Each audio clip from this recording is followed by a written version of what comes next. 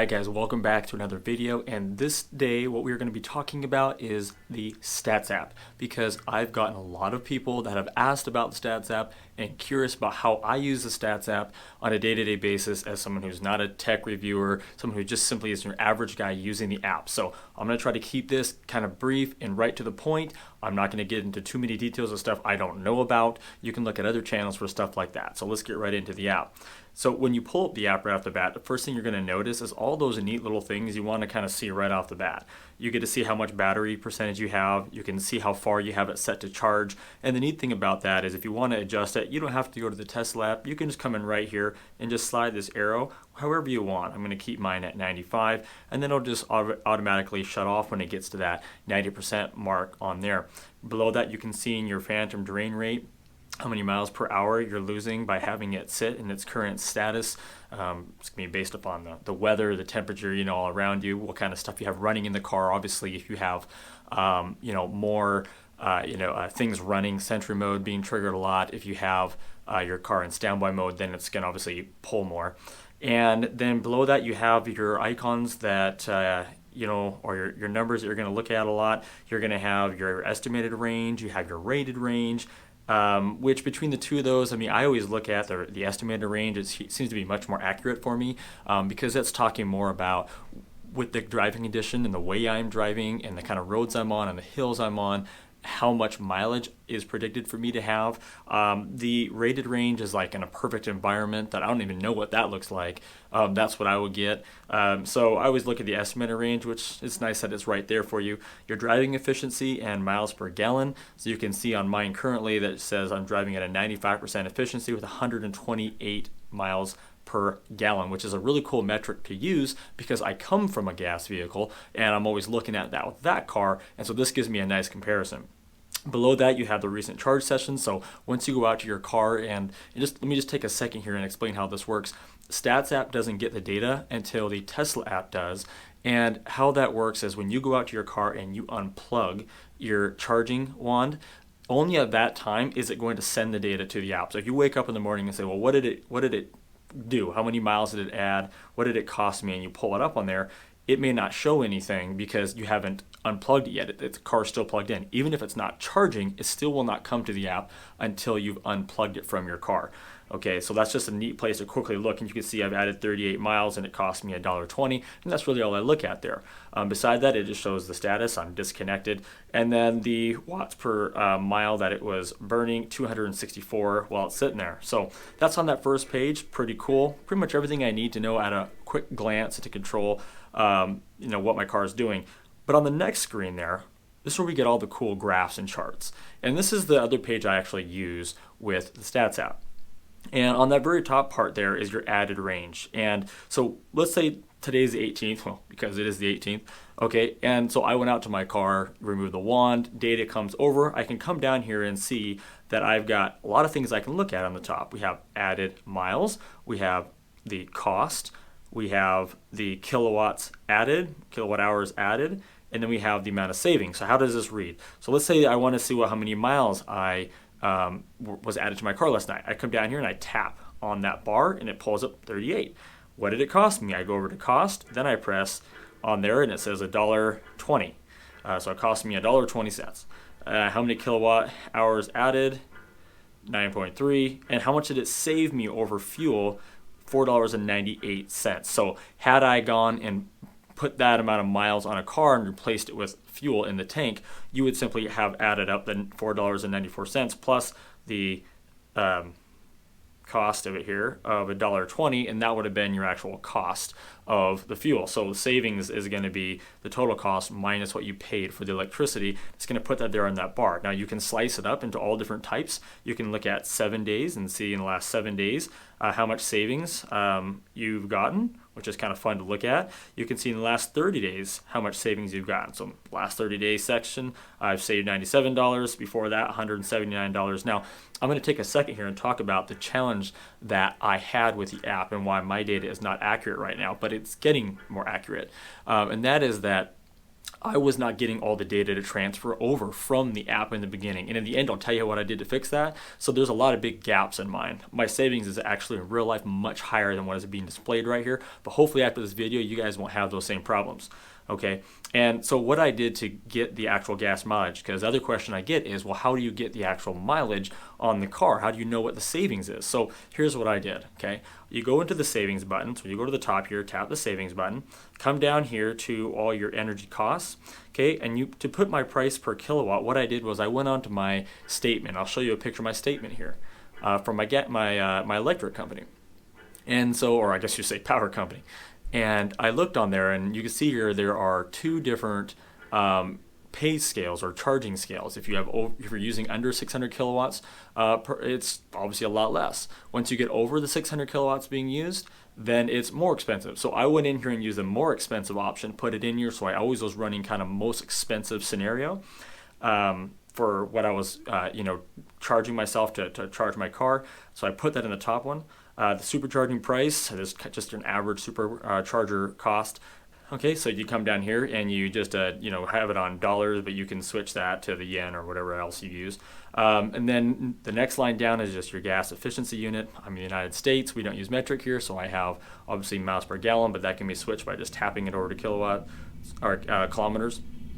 And then the cost for gas per gallon around my area to put in your premium gas, which is what I use in all my other vehicles, it's $3.60 per gallon, so that's what I have in there.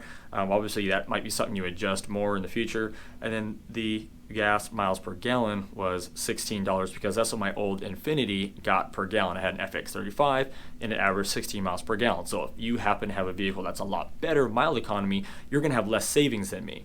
Maybe you drive a Civic or a Focus or some other car that gets 30, 40 miles per gallon. Obviously, it's going to be a lot different. I have high savings because I came from a vehicle that had really high gas costs. So that's how you set those numbers. So then when you're back here, these things can actually be more accurate for you in terms of looking at all your savings. So then we go down to the next line here, and we're looking at driving efficiencies. And it's nice to just kind of see, how efficient you're driving. And you could always tell here when my wife is driving the car. See, look at this. That was her. That was her. She had it for a couple of days there when I was sick. See, it's always good. If I ever wonder when my wife drove the car, I just come on here and pull up all these big lows. There she is. And she admits it. She never gets to drive it. So when she does, she hammers it down, and that's fine. I'd probably do a lot of that too. And then I like to keep it, though, like I said earlier, on miles per gallon. So I just tap that over there, and I could just kind of see what my equivalent would be. So right now, I'm at about 3,500 miles in the car. I've been averaging about 103 miles per gallon there the last couple of days. So it's just kind of neat to look at. That's over the last 50 miles. So you can change the average between the last 200 miles and the last 500 miles to really see where you're falling in on that. And we'll see on the next page over where you stand versus other drivers as well. So that's pretty self-explanatory. Getting down here to miles driven, it's just kind of a neat way to just check to see. Again, you just tap on it to see how many miles that you've driven in any one given day. And so if you maybe are trying to track your mileage for business and haven't, forgot to pull it out of your car before you turned it off or got out, you can't really turn it off, you can come here and just check to see how many miles you drove, which is kind of fun to look at, just kind of track that. This next section down here, I don't really know a whole lot about, so I'll let someone else go in the comments and talk a little more about that. In the description over here, it just says the chart shows your charge rate in kilowatts against the battery level, also known as SOC, or time for each charging session. SOC is state of charge. So I'm not sure what that's really supposed to mean to me, but there's other videos on YouTube that talk about the more technical parts of this, and so I'd recommend going to one of them. And then the last section, or second to last section down here, is battery health. And this is something I have kind of a love-hate relationship with because you get a lot of emotional ups and downs looking at this graph. In the beginning, my average line was up, and then it was down, and now you can see it's kind of getting back up there again. It's just kind of neat to see the degradation over long periods of time. But I wouldn't look at this too much and have a whole lot of meaning because it does seem to flex a lot. And then the section down below is really awesome for checking out your phantom drain. And this is important, especially if you're going to be doing some traveling and you want to notice what energy is being sucked out of your car based on whatever settings you have it on. And so you can look at it here from miles, So how many miles, you can see here if you click on that first one there on the daily setting here, it says 4.27 miles is the amount of miles that I've lost since I've been sitting at my current location. I've been here for 3.7 hours. So right now I'm burning more than a mile per hour while it's sitting up there in the garage, which isn't all that bad. My car is also in standby mode and sentry mode, which is why those are higher. If you reduce those, took those off, it drops it down quite a bit. And so you can look at duration, so you can then pull up this one and say how long was I in each of these areas at the times. You can look at the rate, and here's where it'll tell you exactly how much per hour, how many miles per hour you're losing when you tap on that one. And then you can slice that down again, weekly, monthly, and take a look at it. And now here's what's really neat about this. You can come down here to the bottom, and you can, click on it and it shows your location and where you were, and then it gives you the full analysis right there. I lost 3 miles there in 0.7 hours, right? So I was really burning through something there. And what I've found with this section is that the more I'm moving around, like if I'm doing errands around the city, I burn through a lot more of my battery. I have a lot more drain because I guess the car is just not ever going into sleep mode. And my car doesn't generally go into sleep mode anyway because it's always in standby mode. And the reason why it's in standby mode is because I like to summon it to me.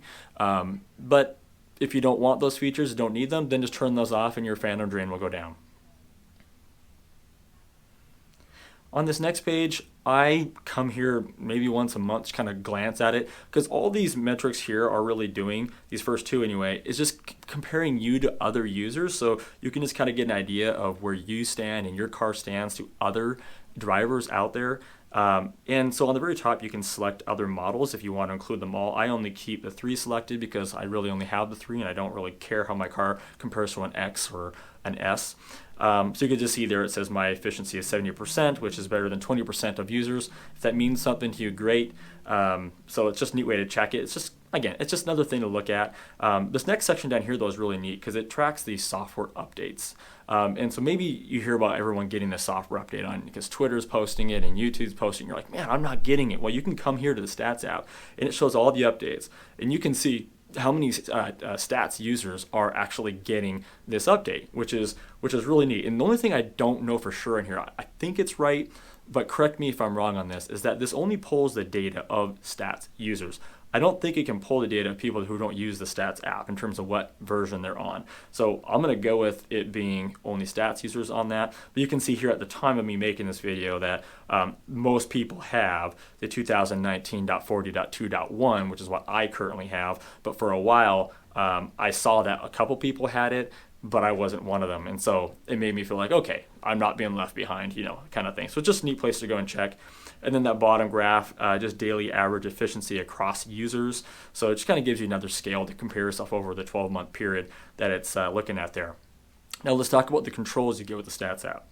If you go into controls, it's pretty similar to a lot of the controls you get with other Stats apps. You can control the temperature, say the inside, outside temperature of the Stats app, open the front, open the trunk, open the charging port. You can honk the horn, disable sentry mode, unlock the car. You can start the car, which is actually pretty cool. And so if you don't know what that is, starting the car is like, if I don't want to give someone my key or my phone, I can unlock the car for them virtually.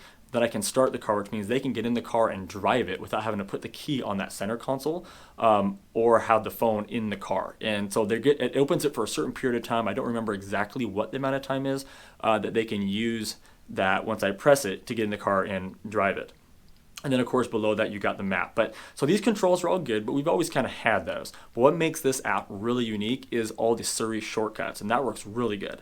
And to go over to the Surrey Shortcuts, all we have to do is come back here to Settings, go back up here to something called Surrey Shortcuts, and then you got all kinds of controls in here you can use. You got climate and seat heaters, active. You can activate sentry mode, you can lock doors, unlock doors, open trunks, close trunks. I use this for my frunk because I don't like pulling out the phone to do that. There is a neat widget for the iPhone. I don't know about Android. We'll talk about in a minute. But just to show you how to work this, let's say I want to adjust my climate. You would click on climate. You would set the temperature you want in there, 70. Maybe I want to heat mine and my wife's seat. And then hit save there. And then you'd hit next. And underneath that, you'd make it whatever you want it to say there. So you could say, warm my car. And then you just simply hit add to Surrey.